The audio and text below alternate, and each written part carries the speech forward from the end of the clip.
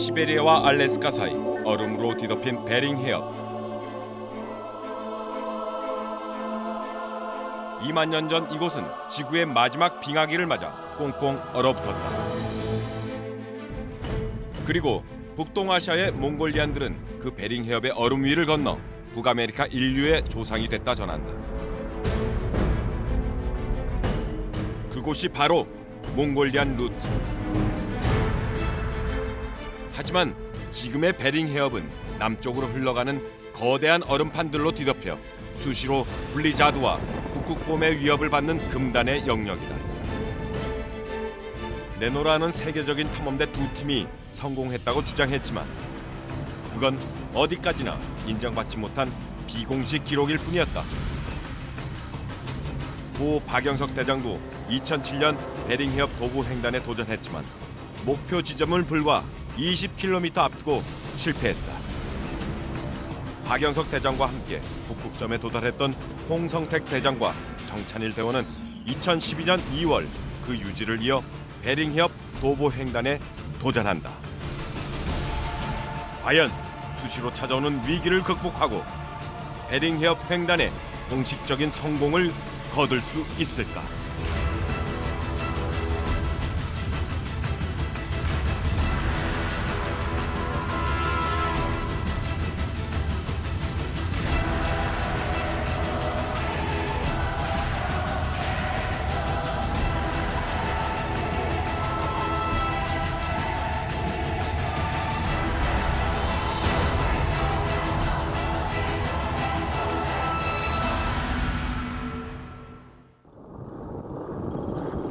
영하 40도의 추위 속에서 검은 바닷물이 넘실거리는 리드 지역을 하루 종일 건너오니 탐험 사흘째도 저물어가고 있었다.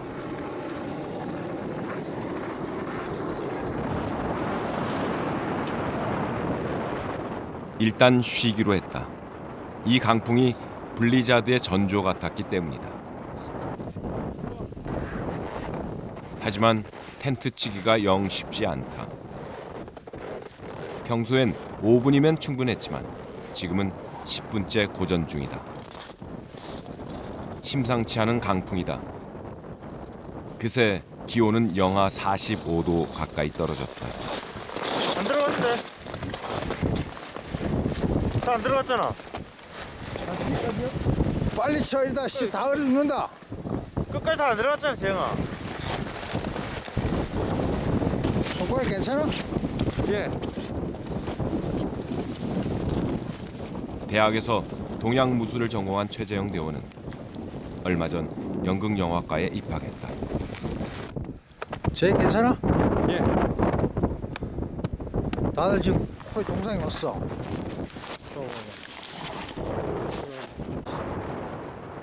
최재영 대원은 연기자가 될 사람인데 혹시 얼굴이라도 상하면 어쩔까 싶은 거다. 예, 이제 이쪽에 입이라든지 이쪽 주위가 이제 다 얼게 되는데 그게 운행을 하면서 입에서 내뿜는 이 열기 때문에 이 감에서 곧바로 얼어가지고 달라붙는 거거든요. 마이너스 한 20도 이하로 떨어지면은 이제 붙는데 운행해서 한 1시간이면은 얼음이 형성돼서 다 붙거든요. 그래서 여기에서 이제 뭐 이게 얼굴에 이제 이게 습도가 붙어가지고 습기가 붙어가지고 이게 결국은 동상으로 변하고. 이 차를 코 괜찮지? 네. 다른데 동상 괜찮지? 차리 괜찮지? 몸이 얼면 안 되니까 몸을 항상 움직여.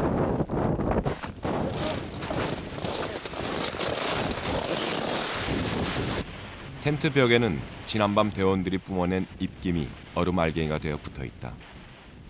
매일 텐트를 세울 때마다 털어내야 한다.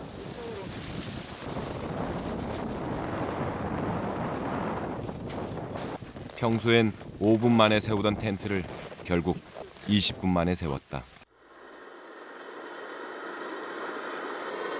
자, 그동안 아껴뒀던 보드카를 꺼냈다. 자, 러시아에서 가져온 보드카로서 작별을 구하고, 자, 이제 미국령으로 넘어가자. 자, 미국 땅으로 가자. 올 수겠고, 자, 베링을 위하여. 네. 대원들의 기운을 북돋을 뭔가가 필요했다.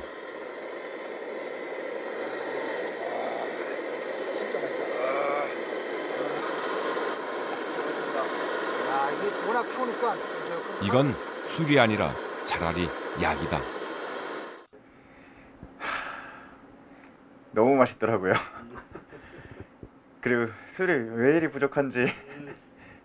정말 발가락 끝에서부터 머리 끝까지, 그러니까 그 술 한 방울의 기운이, 한 방울의 칼로리가 제 몸소 너무 잘 느껴지더라고요. 이게 바로 술 맛이구나.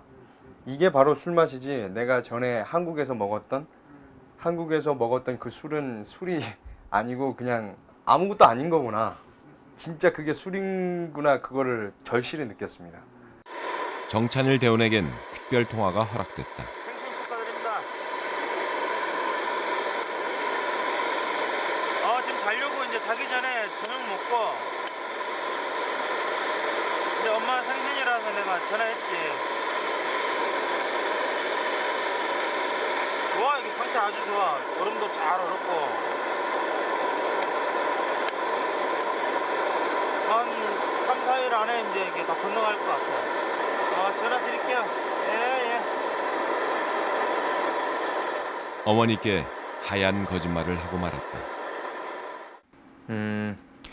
제가 그 약 한 7년 전에 북극 탐험했을 당시에 거의 뭐 54일 우리가 걸렸었는데, 제가 뭐 2달 가까이 집을 비웠는데 2달 동안 제 어머니는 그 겨울철이었음에도 불구하고 보일러를 하루도 안 켜고 이렇게 이제 생활을 하셨을 만큼 저에 대한 그렇게 굉장히 크셨거든요.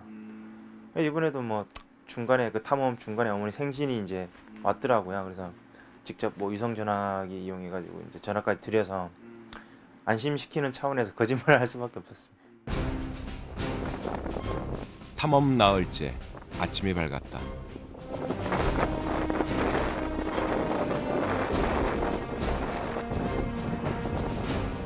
드디어 블리자드가 시작됐다.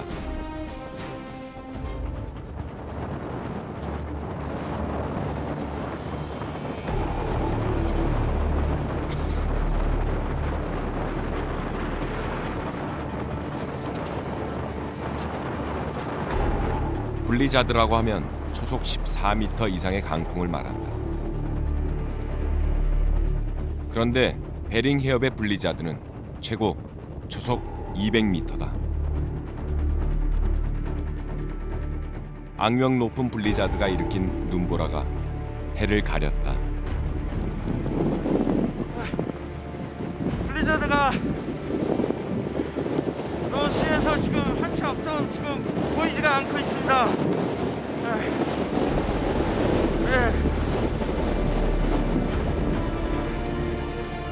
혹시 이 블리자드는 인간의 발길이 닿는 것을 거부하는 베링 해협의 경고인 건 아닐까?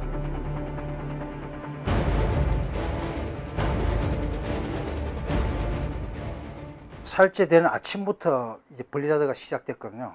바람 속도도 엄청나게 빠르고, 그 다음에 눈보라가 같이 오면서 앞에 시야가 확보가 안 돼가지고 어디가 어딘지 구분이 안 되거든요. 근데 그럴 때는 이제 스키 수독을 짓고서 이 집 올라가면 올라가는구나, 내려가면 내려가는구나, 그 정도밖에 시야가 안 될 때도 있고, 그랬을 때에 막 이제 오늘과 내일이 탐험에 성공하느냐 실패하느냐 여부가 달려 있고, 저로서는 그때 굉장히 긴장을 했었어요. 긴장을 하고 거기에 막 몰입이 돼가지고 대원들이 뒤에 따르냐 안 따르지도 모르는 상태에서 막 가는데, 그때 엄청난 그 블리자드 때문에 이게 떠내려가는 유빙의 속도가 더 빠르게 이동을 해가는데, 저희들은 이제 그 위에 올라가가지고 운행을 하다 보니까 이게 어느 정도 빠른 속도로 내려 흘러가는지 몰랐어요. 괴력의 블리자드와 싸우느라 정확한 위치 확인할 틈도 없었던 하루. 그런데 너무나 맛있게 내려가고 있어. 이게 세상이다. 아까 저희가 텐트 친 그 지점에서 얼마나 멀었어요? 벌써 우리가 12km까지 왔어. 12km. 탄광이. 이들이 텐트를 친 얼음판이 걷는 속도보다 훨씬 빠르게 태평양으로 이동하고 있었다.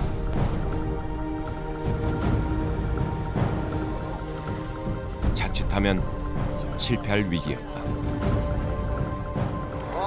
바람이 지금 블리자드가 엄청나게 심해가지고요. 뭐 블리자드 마이타운까지 와가지고요. 아, 오늘 운행하기 굉장히 힘들었습니다. 거기가 유속이 제일 빠른 데래. 옛날 박대장도 거기서 완전히 밀렸대, 그 위치에서. 박영석 대장의 이름이 나왔다. 그 이름은 이들이 여기 와 있는 이유 중 하나다. 2007년 베링해협 횡단에 나섰던 고 박영석 대장.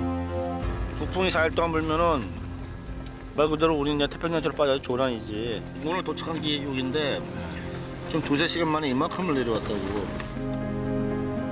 박 대장은 당시 목표 지점을 20km 가량 앞두고 있었다. 하지만 상황은 나빴다. 조난당할 위기였다. 서서히 봄이 찾아오던 베링해협의 얼음판들이 분리자들을 만나 빠른 속도로 남하하기 시작했던 것이다. 결국 구조를 요청할 수밖에 없었다.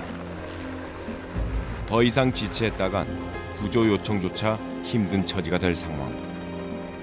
성공을 앞두고 돌아서는 마음이 편할 리 없었지만 이곳은 베링해협 최대 마의 구간. 몸이라도 빠져나온 게 다행이었다. 그렇게 베링해협 횡단은 박영석 대장의 수건으로 남았다. 박영석 대장하고는 등반과 탐험을 총 5번 정도 한 것 같아요.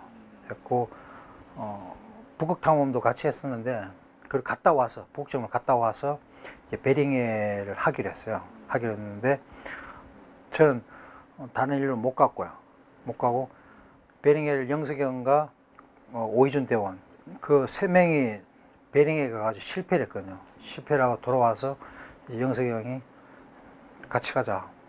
다시 가는데 그래서 저도 그럼 같이 가는 걸로 약속을 했죠.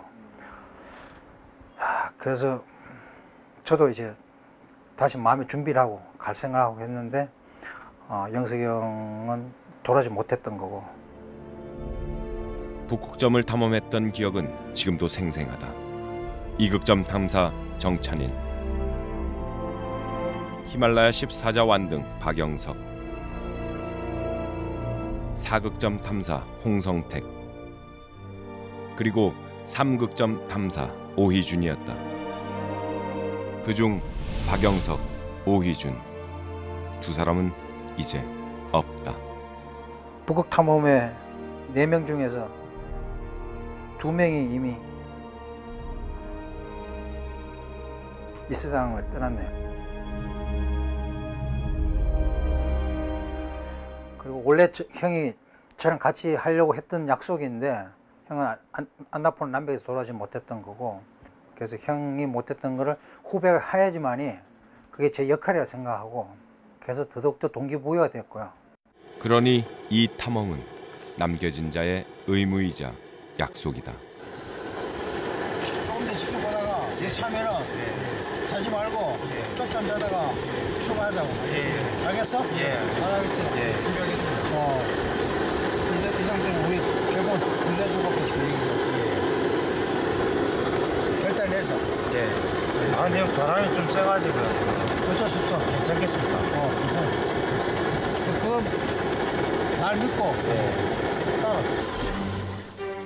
베링해협에선 쉬지 말고 전진해야 한다는 게 박 대장이 지난 원정을 통해 전해준 큰 교훈이었다. 하지만 막상 떠나자니 걱정이 크다. 조금이라도 바람이 잦아들길 기다린다. 가자. 예, 알겠습니다. 출발하자. 재영아, 괜찮아. 준비하자. 알겠습니다. 기천이 괜찮냐? 네, 좋습니다. 살짝 살았는 거야. 알겠지? 맘 다들 먹고 출발할 거야. 준비하겠습니다. 준비해라. 이 대원들 쉬게 해야 되는데, 일단 밥부터 먹자. 체력을 회복해야 되니까 밥 먹을 동안 제가 고민을 엄청나게 했어요. 과연 이걸 다시 운행을 해야 되나 말아야 되나, 아니면 운전하게 우리가 돌아갈 수 있을까, 과연 내가 잘해낼 수 있을까. 그래서 고민을 하다가 가자. 어차피 여기서 우리가 구조되느니 가자. 여기서 우리 살지 못하면 우리 구조될 확신도 없다. 사실은 그러니까 대원들이 다 하나같이 예 알겠습니다 준비하겠습니다. 대원들에 대한 고마움, 확신감 이런 게 들죠. 낮에도 앞이 보이지 않았는데 밤에는 오죽할까. 하지만 누구도 그런 얘기는 꺼내지 않았다. 랜턴을 켰지만 호압 공간도 힘들었다. 얼음산, 바닷물, 북극곰, 블리자드. 거기에 이제는 어둠과도 싸워야 했다.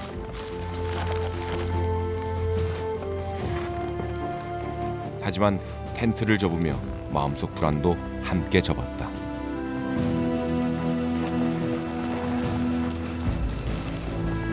오히려 홍 대장의 표정이 점점 더 착잡해진다.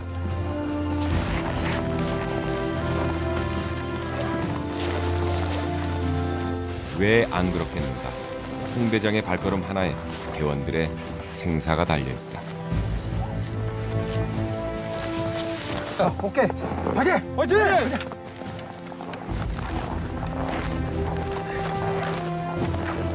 출발하는 순간에도 끝없이 스스로에게 묻는다. 과연 잘하는 판단일까?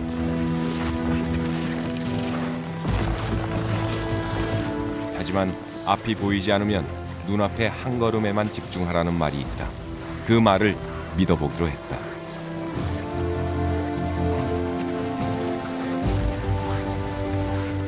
야간 운행을 대원들 데리고 나가서 탐호한다는 것은 무모하고 미친 짓입니다. 사실은 굉장히 위험하고 성공 확률은 10%도 안 되는 그런 상황이고, 어떠한 별이라든지 태양도 해도 없는 상태에서, 달도 없는 상태에서 그냥 깜깜한 어두운 밤에 거기에서 이제 방향을 잡을 수 있는 거는 이 바람에 부는 방향, 바람물에 형성된 사스트릭이라는 게 있어요. 북극에는 눈결이라 그러는데 그걸 사스트릭이라고 합니다. 눈결을 보고서 사스트릭의 방향을 보고서 제가 가는 각도를 정하는 거죠. 그리고 제가 가지고 있는 방향 감각, 그 세 가지를 가지고만 계속해서 운행해서 가는 거죠. 모든 집중력이든지 정신은 여기에, 그 감이라든지 이런 것들은 거기에 다 집중할 수밖에 없는 거고, 그러다 보니까 대원들이 뒤에 따라오는지도 모르는 상태고, 제가 넘어지고 부딪혀도 아픈지도 모르는 거예요. 본능과 경험에 의지해 발을 옮긴 지 얼마 뒤, 홍 대장이 멈춰섰다. 큰 낭패를 본 것이다. 야, 예, 리더다. 돌아가자. 예? 리더야, 리더. 야, 어쩔 수 없다. 돌아가자. 예, 알겠습니다, 형. 와, 씨, 미치겠다, 진짜. 돌아가자. 네, 알겠습니다.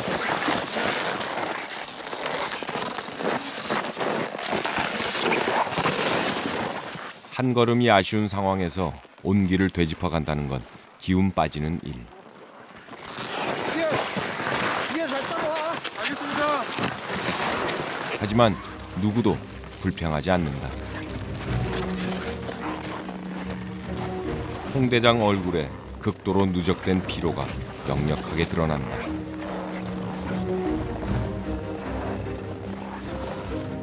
하지만 알고 있다. 1초도 버틸 수 없다고 느껴질 때야말로 포기해서는 안 되는 때라는 것을.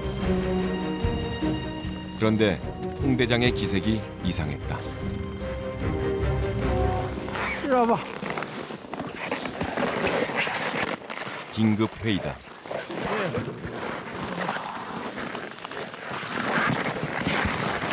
지금 방향이 이 바람이 굉장히 미세하게 불거든, 갑자기. 나도 지금 현재 방향 감각이 좀 많이 떨어져. 그러니까 혹시나 너희들 뒤에 따라오다가 내가 방향이 갑자기 틀리면은 나는 몰라. 나는 모르고 너희들 뒤 따라오기 때문에 내가 가다가 잘못 왼쪽 가다가 오른쪽 갈 때 항상 얘기를 해줘. 항상 단호하고 명료하던 홍 대장이 흔들리고 있었다. 아, 지금 내가 제대로 방향을 잡고 가고 있는지, 그리고 이 대원 3명을 데리고 미치진 것 같은데. 이게 정말 정량한 건지 이 새벽에 방향을 또 듣고 약간 좀 두려움이 있네. 홍 대장님이 과연 가는 길이 맞나라는 의문은 없었습니까? 절대적으로 저희는 믿었고요. 홍 대장님을 믿었고 지금까지 그 같이 해왔던 경험으로 보나 믿음이 갈 수밖에 없는 분이고요. 어느 사회 어느 조직에서 보다도 얻기 힘든 그런 결속력이 있을 거예요. 사실 그런 믿음이 없으면 나뿐만이 아니고 내 개인이 아니고 우리 모두 죽는 거니까. 얼마나 걸었을까? 도저히 올 것 같지 않던 아침이 왔다.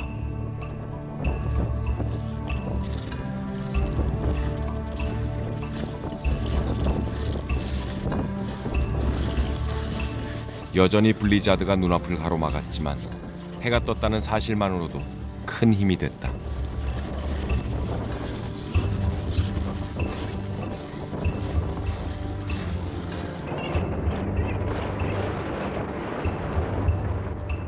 그런데 홍 대장과 대원들이 일제히 휘청거리기 시작했다. 10시간 이상을 운행해서 나오는데 저희들이 한 번도 쉬지 않고 어떤 것도 먹지 않았다는 것을 10시간 후에서야 알았어요. 우리가 제가 그 대원들도 그걸 사실 아무것도 얘기를 안 했고. 그래도 멈출 순 없었다. 이 순간에도 그들이 선 얼음판은 계속해서 남쪽으로 흘러가고 있었다. 그런데 탈진한 눈앞에 믿을 수 없는 광경이 펼쳐졌다. 제 앞에서 시커멓게 뭔가 막 가는 거예요. 산등이 많은 게. 그래서 저게 무슨 현상에서 가보니까 전 믿기지 않을 정도로 마치 지구가 움직이는 것처럼 큰 얼음판이 이제 움직여서 이게 태평양을 떠내려가는 거예요. 그거는 정말 이렇게 표현할 수 없을 정도로 엄청난 스케일의 에너지가 이제 떠내려가는 건데,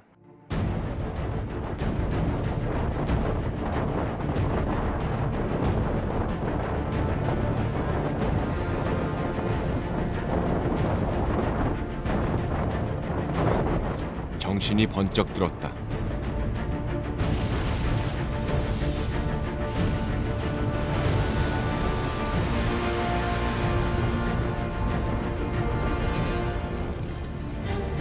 지구 온난화로 매일 남한의 면적만큼 녹고 있다는 북극의 빙하가 지금 눈앞에서 거대한 몸집으로 굉음을 내며 태평양으로 흘러가고 있었다.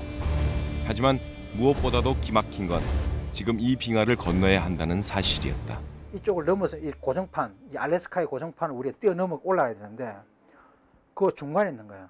그 경계선에 우리가 도달했는데 그 사이를 이제 뛰어넘게 해서 접근을 하면은 막 그게 큰 얼음판이 움직이면서 그 얼음판들이 가면서 이렇게 부딪혔을 때 2, 3m 되는 얼음판들이 막 융기되면서 올라오거든요. 그게 깨지면서.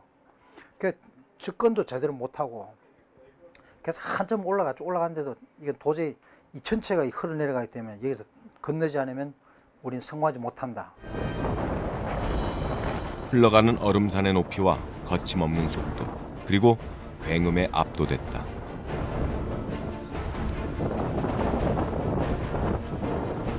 하지만 무엇보다도 그 위압적인 대자연의 에너지에 감히 범접할 엄두가 나질 않았다. 고민하다가 큰 얼음판이 있는데 이제 한 3m 두께 얼음판이 그 경계선에 딱 있는 거예요. 그래서 막 그게 나는 소리가 웅한 소리가 그게 굉장히 크거든요. 그래서 막 흥분한 상태에서 대원들을 보고 야 저기다 올라가자. 결국 1%의 희망에 승부를 걸기로 했다. 우연이 아니라 선택이 운명을 결정한다는 걸 그동안의 등반과 탐험에서 온몸으로 터득했기 때문이었다.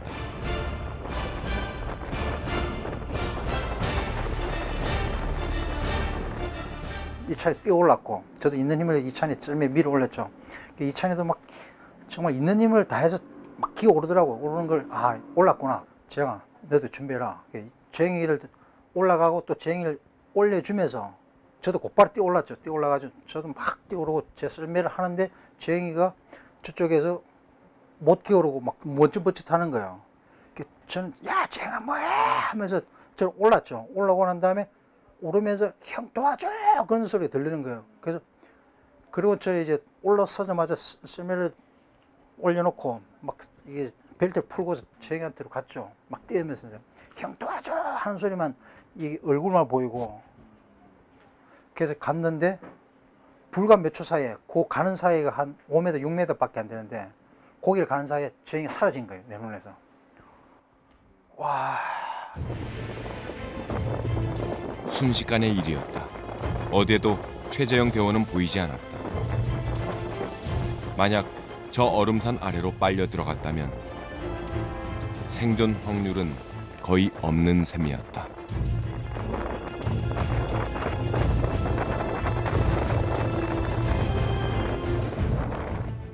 성택이 형이 저를 먼저 사실 보냈어요. 먼저 보내고 제가 먼저 사실 안전한 지대로 몸을 옮겼었습니다. 옮겼는데 이제 뒤에 딸려오는 썰매가 무게가 많이 나가기 때문에 제 몸은 이제 안전한 지대로 옮겼지만 저는 썰매를 끈다고 끌었지만 썰매가 이제 끌려간 거예요. 그 태평양 쪽으로 흘러가는 그 유빙들 사이에. 그러다 보니까 제 몸도 자연스럽게 끌려가게 됐고 처음엔 너무 쉽게 생각했어요. 이거 끌려가는 거 이제 금방 나올 수 있겠구나. 근데 이게 다리가 갑자기 빠지는 순간 이거는 도저히 인간의 힘으로는 뺄 수 없는 그런 엄청난 압력을 느꼈거든요. 발이 빠진 후에 이제 팔이 빠져 들어가더라고요. 팔이 빠져 들어가고 이제 오른쪽 몸 전체가 이제 빠져 들어가고 그 다음에 머리가 들어갈 차례였습니다. 모든 걸 잃었다고 생각했다. 대원 하나의 목숨은 모두의 목숨이기 때문이다.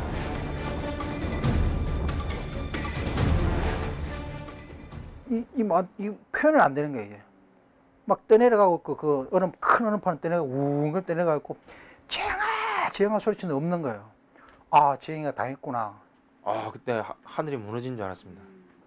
내가 이렇게 쉽게 죽는구나. 어떻게 다 왔는데 여기서 당했구나. 그 고통 그 고생을 해가지고 여기까지 왔는데 이것만 넘었으면 이제 성공인데 여기서 당했다는 생각에 너무나 화도 나고 막 미치겠는 거예요 이게. 근데 너무나도 운이 좋게도 이게 얼굴이 들어가기 직전에 이게 안에서의 유빙들이 증폭 현상이 일어나서 제 몸이 갑자기 순간적으로 튕겨져 올라온 거예요. 그래서 융기가 됨과 동시에 제 몸이 이제 빠져나왔고요. 근데 저는 이제 제 몸이 안전하게 빠져나오는 걸 확인하고 아미나이프로 칼로 이 썰매 줄을 끊었습니다. 끊고 제 몸을 이제 안전한 유빙 지대로 옮긴 다음에 진짜 살았구나. 이찬이가 형 무슨 소리가 들린다는 거야. 그래서 저도 이제 좀 이렇게 흥분을 가라앉히고 보는데 저쪽에서 형 하는 소리 들리는 거예요. 그게 보니까 저 멀리서 그 난밍 속에 얼굴만 이렇게 뾰족해가지고 보이는 게 살았구나. 그게 막 뛰어갔죠. 막 뛰어가니까 재영이가 그 두려움이 가득 찬 얼굴을 하고서 형 저 괜찮아요. 저는 재영이 보자면 재영아 정말 고맙다. 네가 살아줘서 고맙다. 정말 고맙다. 실제 그 탐험 성공했을 때보다 더 기쁜 순간이지 않았을까. 야 일단은 빠져나가자. 여기 위험하니까. 이렇게 이동해가지고 왔죠. 이동해가지고 한 200~300m 이동해서 와가지고 그 GPS를 보니까 이제 움직이지 않는 거예요. 고정된 얼음판을 넘어온 거예요. 정말 고생했다. 우리 성공했다. 우리 건너왔다. 그때서 대원들을 보니까 얼굴이 다 엉망이 돼 있었어요. 다 동상이 걸리고 그때서야 우리가 아무것도 먹지 않고 19시간을 운행해서 19시간 동안을 그 분리자 속에서 걸어온 거예요. 고생했다 다들. 네, 고생하셨습니다. 수고하셨습니다. 대원들 얼굴은 처참했다. 눈이 왜 그래? 동상 걸려가지고 되게 밤에 운행을 하면서 찬바람을 한쪽에만 너무 세니까요. 눈이 한쪽이 다 얼어가지고 부었습니다.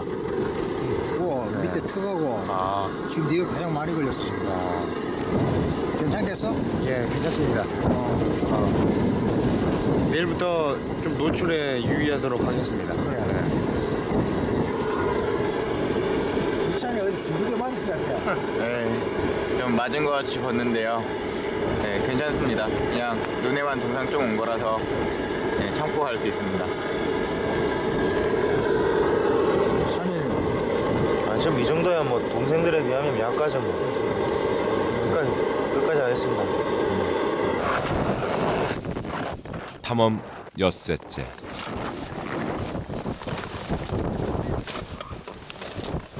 탐험대는 더 이상 움직이지 않는 고정된 얼음판 지역에 접어들었다. 이제 태평양으로 떠내려갈 위험은 없었다.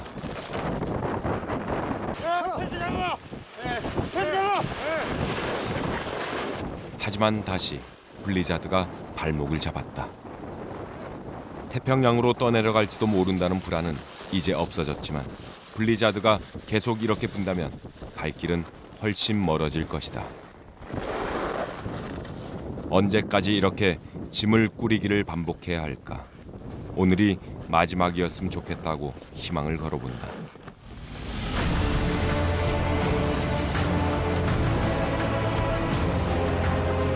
멀리 알래스카의 산맥이 보이기 시작했다.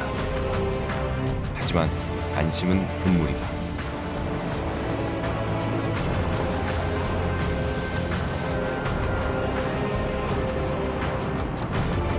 어떤 탐험에서건 가장 위험한 때는 위험에 익숙해져 있을 때다. 사고는 방심한 틈을 타 찾아오기 때문이다.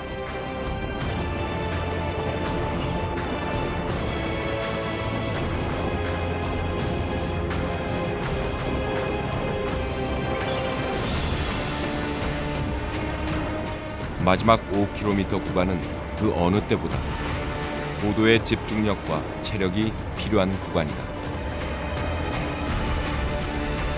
하지만 마음이 놓이자 몸이 말썽이었다.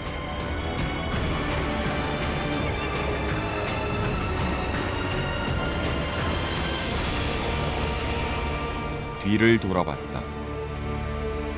다른 대원들도 마찬가지로 고전하고 있었다. 또 다른 의미의 마의 구간이었다.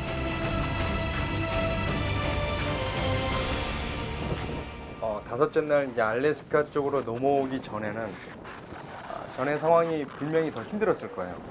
분명히 위험한 상황이었고 항상 위험했고 죽음에 대한 공포가 있었고 이 알래스카 유빙지대로 안전하게 넘어오고 나니까 안도감? 이제 성공했구나. 조금만 더 가면 되겠구나. 그러다 보니까 그 한 발 한 발이 정말 잘 안 나가더라고요. 꼭 누가 뒤에서 저를 끌고 있는 것 같은, 물론 썰매가 진짜 끌긴 끌었지만 제 몸이 꼭 슬로우 비디오가 돼서 나아가지 않는 그런 상황이었습니다.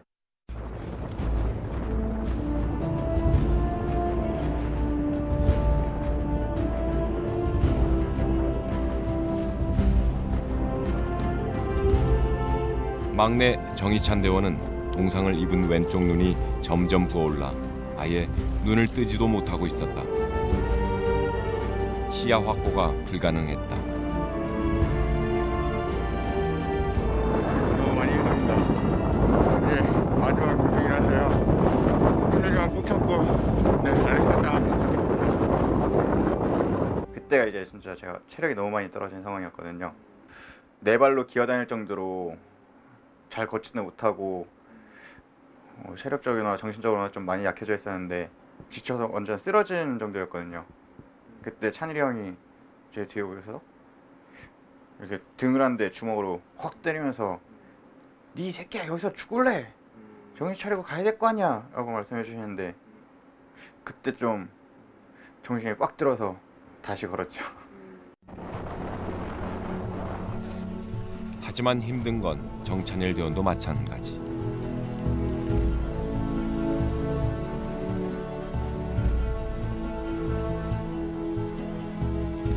제일 뒤에서 후배들을 독려하다 보니 금세 탈진 상태가 됐다.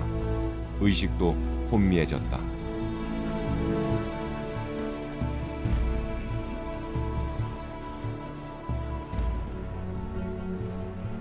대개의 탐험에서 가장 뒤에 서는 건 제일 노련하고 체력이 좋은 대원이다. 단 한 명의 대원도 낙오하지 않도록 모든 상황을 챙기며 따라가야 하는 역할이다. 그만큼 책임감도 체력 소모도 크다. 정찬일 대원이 이번 탐험에서 그 짐을 짊어진 것이다. 이게 야간에 걸었을 때는 뭐 아무래도 이제 긴장을 하다 보니까 체력적인 부분보다 이제 심적인 부분이 굉장히 힘들었었는데 이제 심적으로는 전혀 이제 부담이 없었고요. 체력이 이제 완전히 뭐 다운이 돼가지고요. 한 걸음 한 걸음이 굉장히 힘들더라고요. 마을까지 가는데 가도 뭐 가까워질 생각을 안 하고 그 짧은 거리가.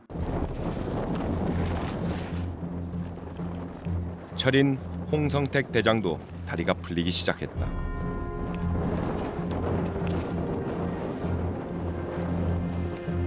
선두에선 대장이 넘어진다는 건 다른 대원이 넘어지는 것과 다른 문제다. 팀 전체 사기에 영향을 미치기 때문이다. 그러니 쓰러지고 싶어도 쓰러져선 안 된다. 선두에 선다는 것은 그만큼 고독한 일이다. 체력과 일정을 조절할 수 있는 다른 극지 탐험과 달리 베링해협 횡단은 극도의 속도전을 요구한다. 지난 6일 동안 하루에 서너 시간 쪽잠을 자며 강행군을 했으니 대원들이 나무 등걸처럼 쓰러지는 것도 당연했다.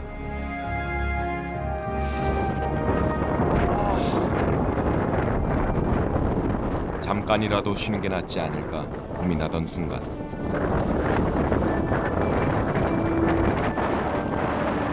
홍 대장이 뭔가를 발견했다. 알래스카 왜 이겨? 정말이었다.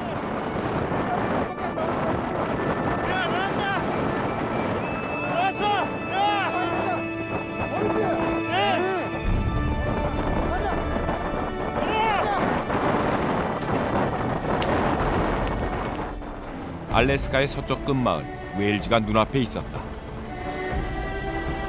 세계 최초 공식적인 베링해협 도보 횡단 성공이 현실화되는 순간이었다.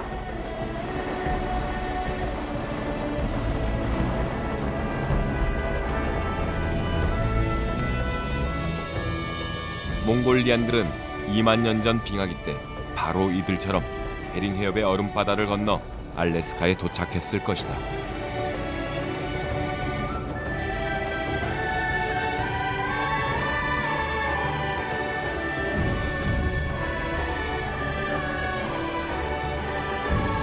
그리고 이 마을, 웨일즈에 살고 있는 이누이트족의 조상이 됐을 것이다.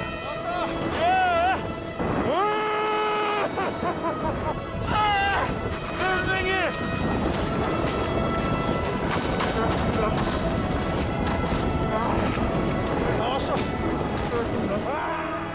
2012년 2월 28일 오후 2시였다.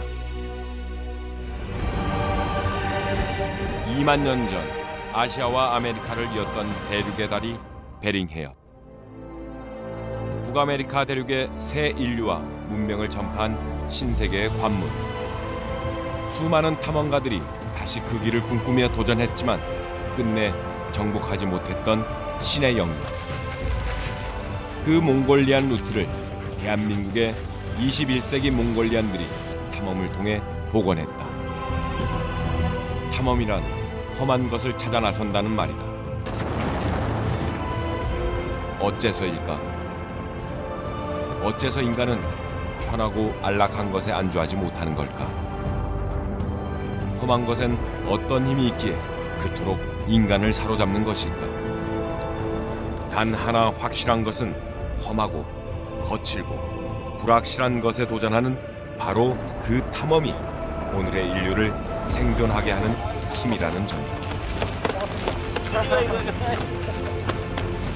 영석이 형도 이 사실을 알고 있을 거고 영석이 형도 같이 성공한 거라고 기뻐할 거라고 생각을 합니다. 지금 이제 안 계시지만 그나마 그 홍성택 대장님께서 그 한을 풀어 드린 게 굉장히 옆에서 지켜본 대원의 입장으로서 감격스러웠었습니다. 그런 극심한 곳을 그런 너무나도 신뢰가 강한 사람들과 극복을 했었을 때 그런 성취감과 그들에 대한 더 큰 신뢰는 이루 말할 수 없는 것 같습니다. 이 탐험의 수확은 이관 원정 대원들입니다. 제 인생이 조금 바뀌었다고 많이 생각을 했었거든요. 평생 죽을 때까지 자랑할 수 있는 나름 세계 최연소 베링의 횡단자거든요. 아이고, 나 그들의 탐험이 끝났다. 이제 2차에 저거 제일 걱정했는데. 베링 해협이 이제 발 아래 있다. 베링 해협이 남긴 애증의 흔적을 고스란히 얼굴에 새긴 채 웃는다. 그거는 뭐냐면 그리고 운다. 지금 이들에게 웃음과 눈물은 동의어다.